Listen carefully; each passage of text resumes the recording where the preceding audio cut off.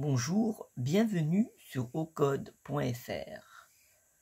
Dans cette vidéo, je vous explique comment installer Node.js dans notre Pi 0. Mais avant cela, je vous explique ce qu'est un terminal et son utilisation.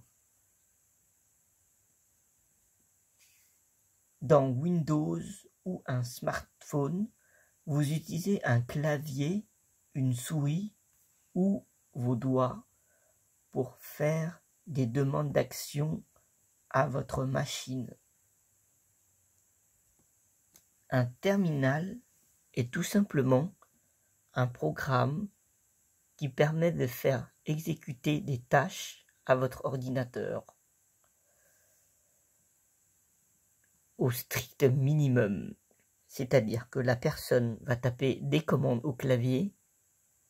Ce clavier est bien sûr connecté à votre Pi 0 dans notre cas. Et nous avons un affichage très sobre, dépouillé de toute option. Dans Windows, généralement, lorsqu'on ouvre le terminal en tapant CMD, nous voyons une invite de commande, c'est-à-dire une lettre C, généralement c'est la lettre de notre disque dur, 2 points avec un chevron et la touche underscore ou la barre du bas qui clignote, qui attend une commande. Avec le terminal de Linux, on appelle TTY, nous avons ceci à l'écran. Pi, c'est le nom de l'utilisateur, user. Arrobase, c'est le séparateur. Au code, c'est le nom de la machine. On appelle hostname. Donc 2 points, il nous dit la vague, c'est-à-dire qu'on se situe dans le dossier personnel, généralement home, de l'utilisateur Pi. Et $, c'est l'invite de commande qui est prêt avec le underscore, la touche du bas qui clignote, qui attend la commande à exécuter. Donc, voici un exemple d'une demande de commande. Donc, après le $, je tape clear au clavier, puis, pour valider la commande, je tape sur entrée. Ici, c'est instantané. Vous verrez effacer tout l'écran et l'invite de commande apparaîtra tout en haut à gauche. C'est quoi Node.js? Node.js est un programme qui permet de créer des serveurs. C'est quoi un serveur?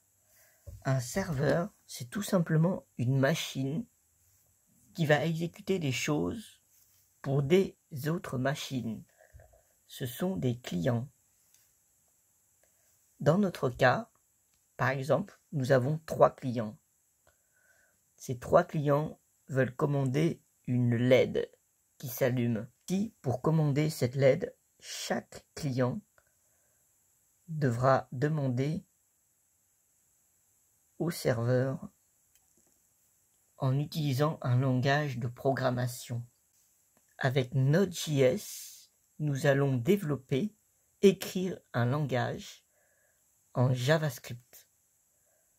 Python est déjà intégré dans Noobs de Pi 0. Pourquoi ne pas utiliser Python? Étant développeur web, comme j'ai déjà fait du développement du HTML JavaScript, j'ai une préférence sur ce langage. En effet, avec le JavaScript, on peut développer sur un client et sur un serveur.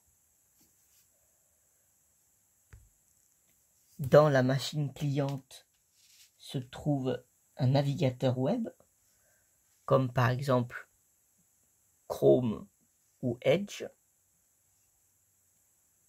et dans le serveur Node.js. Python, quant à lui, je n'ai pas assez d'expérience pour dire si l'on peut faire les mêmes choses. Donc avec JavaScript, on code du jQuery, ou on peut coder avec le framework Angular, cette fois-ci du JavaScript en TypeScript, ou encore avec Unique.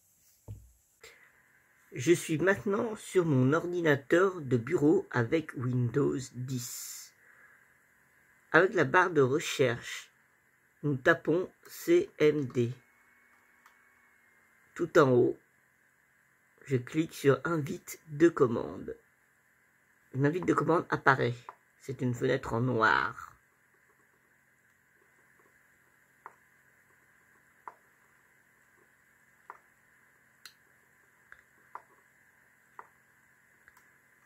Nous allons taper cette commande.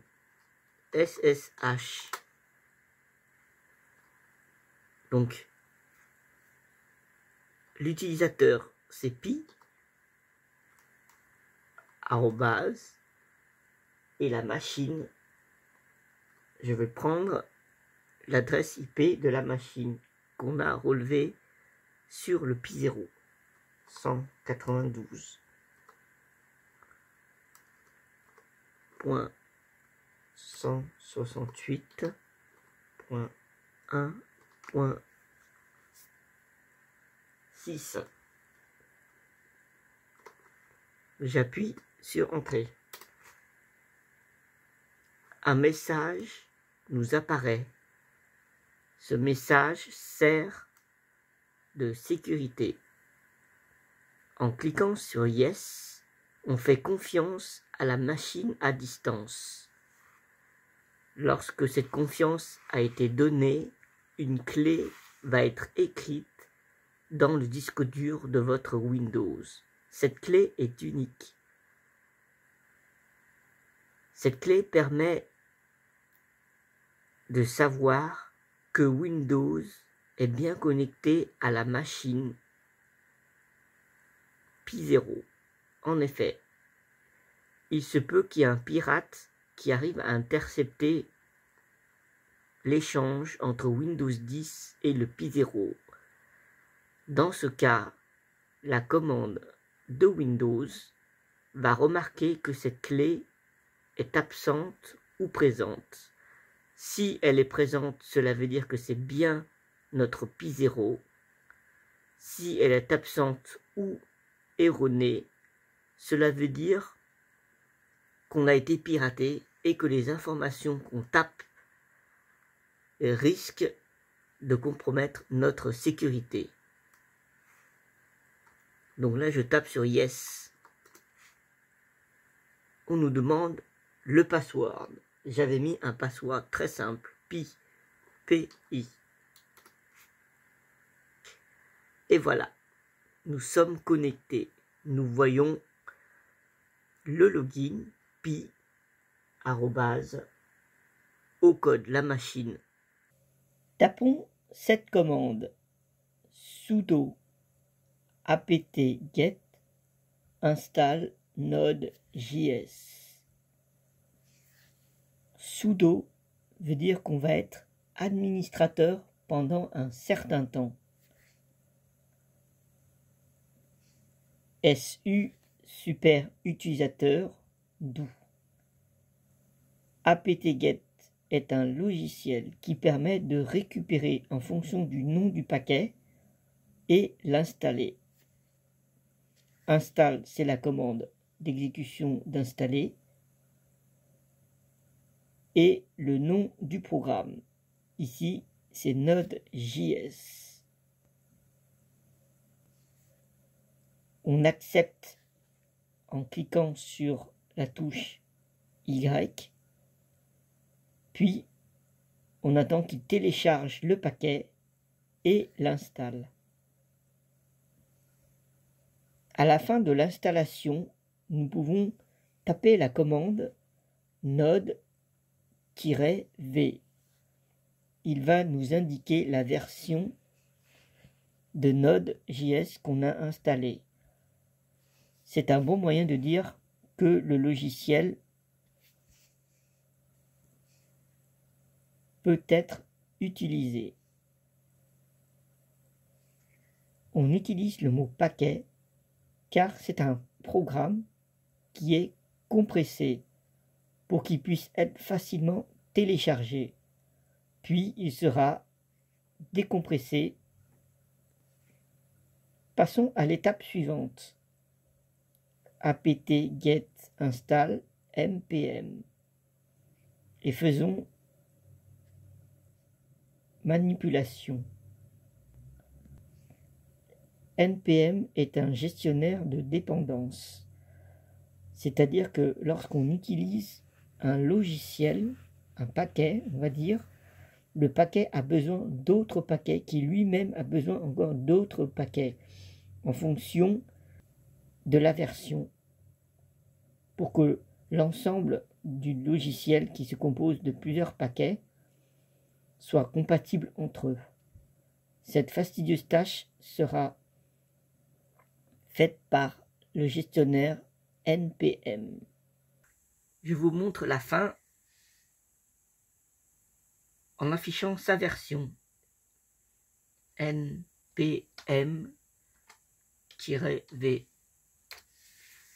Il faut une vingtaine de secondes pour obtenir sa version. Nous sommes à la 5.8.0. Je vais vous expliquer un petit peu l'utilisation d'un éditeur de texte Nano. Tous les distributions de Linux possèdent déjà un éditeur qui s'appelle VI. On l'actionne en tapant VI.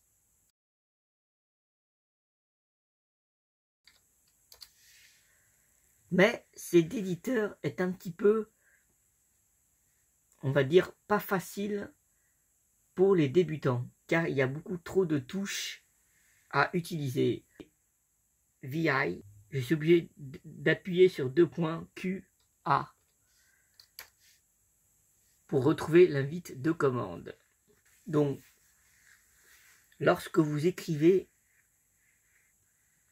avez besoin d'écrire quelque chose rapidement ou aller modifier un fichier sans utiliser un gros éditeur de texte, il suffit de taper ceci. Nano, le nom de l'éditeur. On va mettre led.js par exemple. On peut déjà écrire quelque chose. Ceci est mon programme.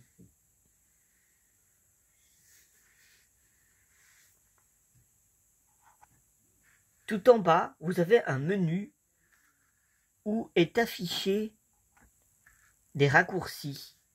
Par exemple, si vous voulez quitter, ici, on voit l'accent circonflexe X. Ce qui veut dire qu'il faut taper une combinaison du clavier CTRL X. Dans Nano, pour enregistrer le fichier, on tape sur CTRL O. Nous pouvons voir le nom du fichier à écrire. Ici, c'est led.ijs, car nous avons ouvert nous avons déjà créé le fichier en faisant nano écrire.js. Pour valider l'enregistrement, il suffira de taper sur Entrée. Et nous voyons en bas, à droite de votre écran, première ligne écrite, qui se trouve ici.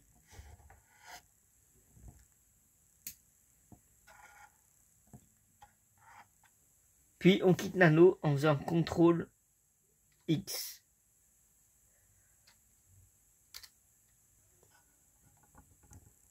On retrouve notre avis de commande qui se trouve tout en bas de l'écran.